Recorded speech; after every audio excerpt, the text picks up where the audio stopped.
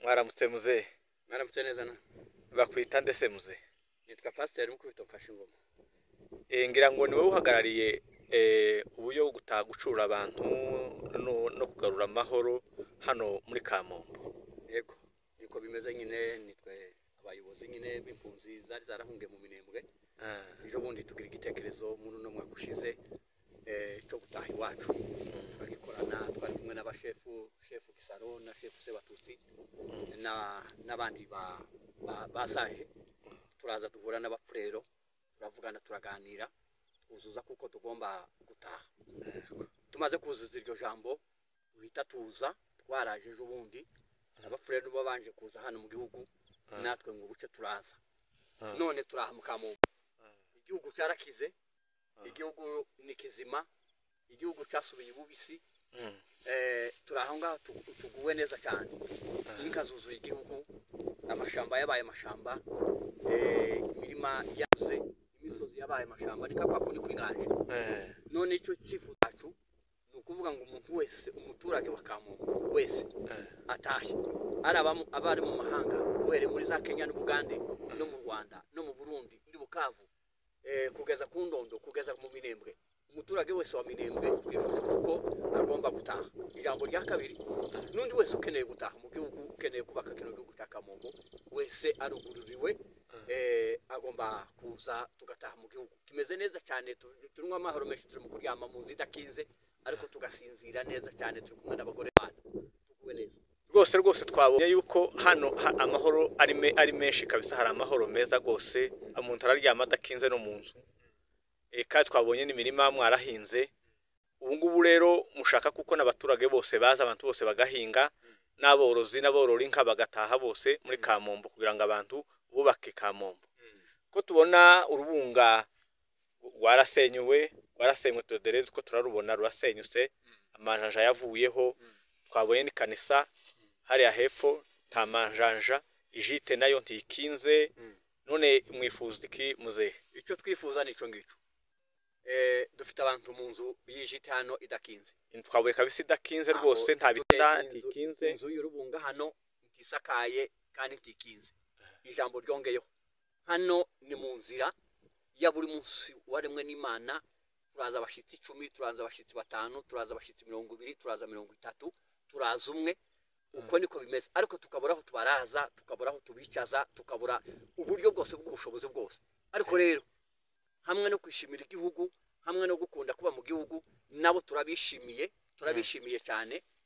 Umuntu wese utambuka hano turi kwifuza ngo agere hano ujoro zafatira hano azaharare, uzahagera ku manywa tuzamufungurira kubera kwishimira kuba mu gihugu no kwishimira abantu.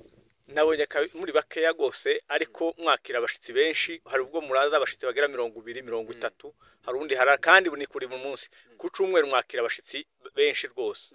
Ubwo rero twabonye mushoboye no kubagaburira kandi muri bakeya ingo zitarenze 3. Twabonye kabisa mufite igikorwa gikomeye. Ubwo rero mwifuza ko nabandi baza mukabana. Abapfurero murabanye neza, twabonye abapfurero muri kumwe bamerewe neza, baguwe neza.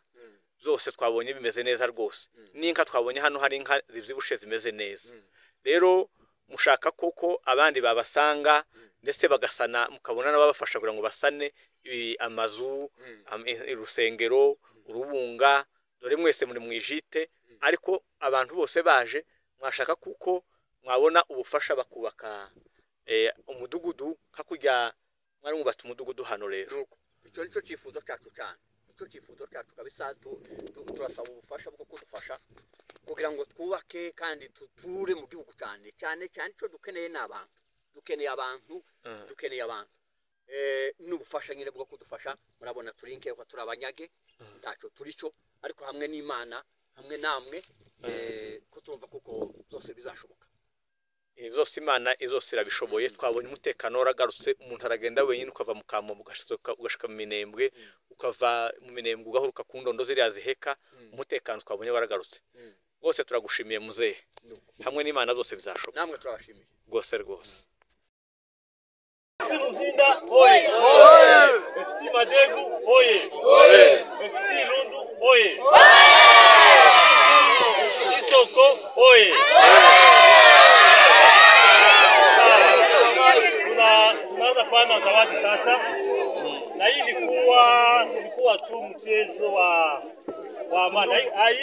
competition sawa kisi mko mnaita. Sawa? Na zawadi zote mtakutana kama sawa. Sawa? Sawa. Haiko tatizo sana. Tunaanza na FT Muzinda.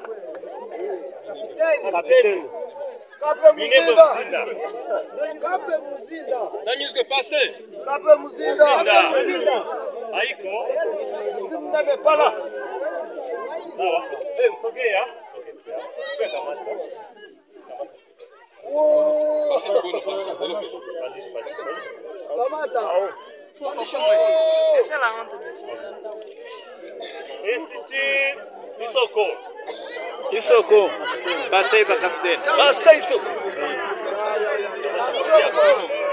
Dá pra ele.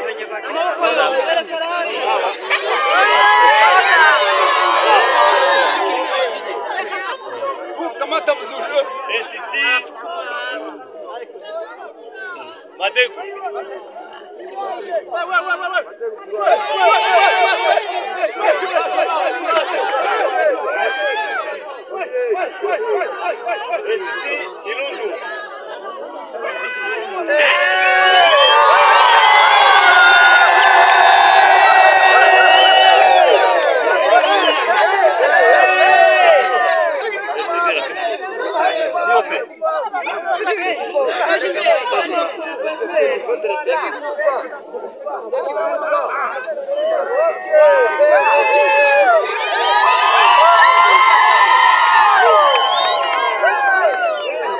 Asante, tunashukuru sana. Anaprosheni occasion. Turabereka igihugu ca Kamombo iri kurya neza za Cakira. Kwa Yesu dufite ubutwari, yewe dufite ubushobozi, iyo twizeye amagambo ye kuko yayatubwiye. Kwa Yesu dufite ubutwari we, yewe dufite ubushobozi, iyo twizeye amagambo ye kuko yayatubwiye. Ku musaraba haturuka iriba rimara inyota, twanywereye amazi meza, amazi y'ubugingo we. Ku musaraba haturuka iriba rimara inyota, twanywereye amazi meza, amazi y'ubugingo we. Ijuru n'igihugu cacu, yewe cyuzuyemwo amahoro, mugiye tuzakigeramo, hey, tuzahimbaza Yesu. Umukiza azanagura amarira yacu yose, tuzanezererwa igihugu yadusezeranije. Umukiza azanagura amarira yacu yose, tuzanezererwa igihugu yadusezeranije.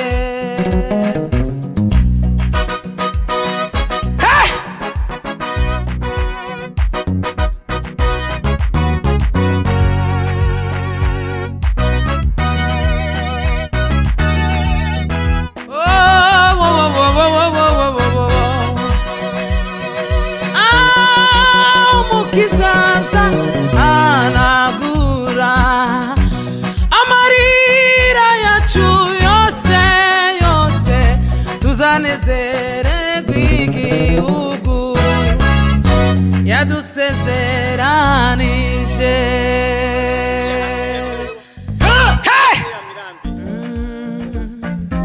Iyo gihugu cy'unsi hari umuntu witwa Yobu, yari umukiranutsi utunganye kandi yubaha Imana kirindi ibibi byose we yaha umugisha n'Imana. Iyo mu gihugu cy'unsi hari umuntu witwa Yobu we yari umukiranutsi utunganye kandi yubaha Imana kirindi ibibi byose umugisha n'Imana. Satani yateye Yobu bintu bye birashira we abana be bose barapfa umubiri uragwara komeza kwihangana Yobu ntiyaretse Imana ye. Natwe nitubona ibyago n'imitego ya Satani ungire mu Mwami Yesu kubw'urukundo rwe rwinshi n'imbabazi adufitiye nta nubwo azadutererana we. Natwe nitubona ibyago n'imitego ya Satani ungire mu Mwami Yesu kubw'urukundo rwe rwinshi n'imbabazi adufitiye nta nubwo azadutererana. Uwo mugore we aramubwira Yobu ati watutse iyo Mana maze nawe ukipfira. Yobu aramubwira navuye mu nda ya mama ndasubira mu nda y'isi ndatanzwe n'Uwiteka we. Navuye mu nda ya mama ndasubira mu nda y'isi byose byatanzwe n'Uwiteka. Uwiteka urakomeye ingoma yawe n'amahoro ingoma yawe nizanguka we Mana ndakuririmba ibihe byose iteka. Uwiteka urakomeye ingoma yawe n'amahoro ingoma yawe nizanguka we jewe ndakuririmba ibihe byose iteka. Zamama zagukomera kwawe kwinshi ibyo ukora n'ibitangaza abantu we. Zamama zagukomera kwawe kwinshi kwa Yesu dufite ubutwari yewe dufite ubushobozi iyo twizeye amagambo ye kuko yayatubwiye. Kwa Yesu dufite ubutwari we yewe dufite ubushobozi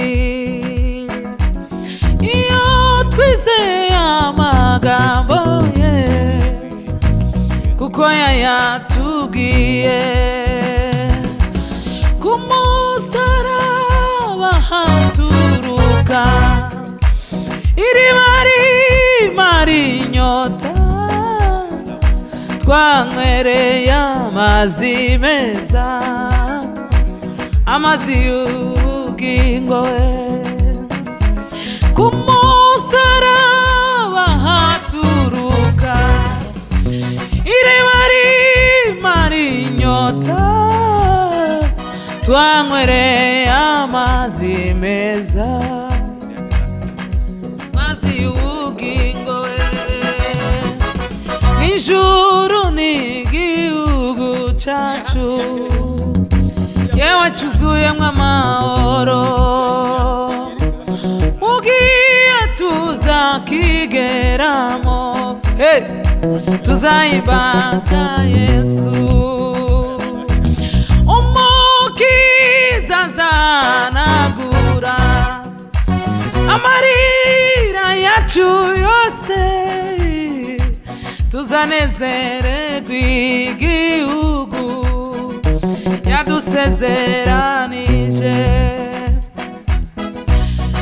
umukiza nzanagura amarira yacu yose tuzanezererwa igihugu yadusezeranije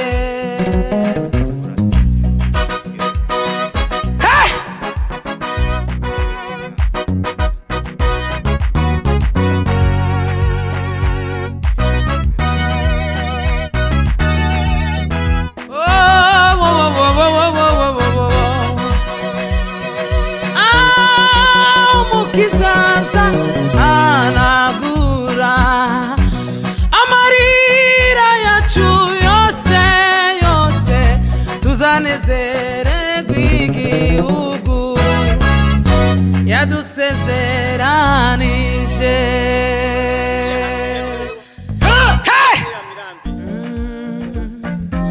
iyo mu gihugu cyose hari umuntu witwa Yobu yari umukirano tutunganye kandi yubaha Imana kirindi ibibi byose we yaha umugisha n'Imana iyo mu gihugu cyose hari umuntu witwa Yobu we yari umukirano tutunganye kandi yubaha Imana kirindi ibibi byose umugisha n'Imana Satani yateye Yobu bintu bye birashira we abana be bose barapfa umubiri uragwara komeza kwihangana Yobu ntiyaretse Imana ye natwe nitubona ibyago n'imitego ya Satani ungire mu mwami Yesu kubw'urukundo rwe rwinshi n'imbabazi adufitiye nta nubwo azadutererana we natwe nitubona ibyago n'imitego ya Satani ungire mu mwami Yesu kubw'urukundo rwe rwinshi n'imbabazi adufitiye nta nubwo azadutererana uwo mugore we aramubwira Yobu ati watutse iyo Mana maze nawe ukipfira Yobu aramubwira navuye mu nda ya mama ndasubira mu nda y'isi ndatanzwe n'Uwiteka we navuye mu nda ya mama ndasubira mu nda y'isi byose byatanzwe n'Uwiteka Uwiteka urakomeye ingoma yawe n'amahoro ingoma yawe nizanguka we Mana ndakuririmba ibihe byose iteka Uwiteka urakomeye ingoma yawe n'amahoro ingoma yawe nizanguka we jewe ndakuririmba ibihe byose iteka zamama zagukomera kwawe kwinshi ibyo ukora n'ibitangaza abantu we zamama zagukomera kwawe kwinshi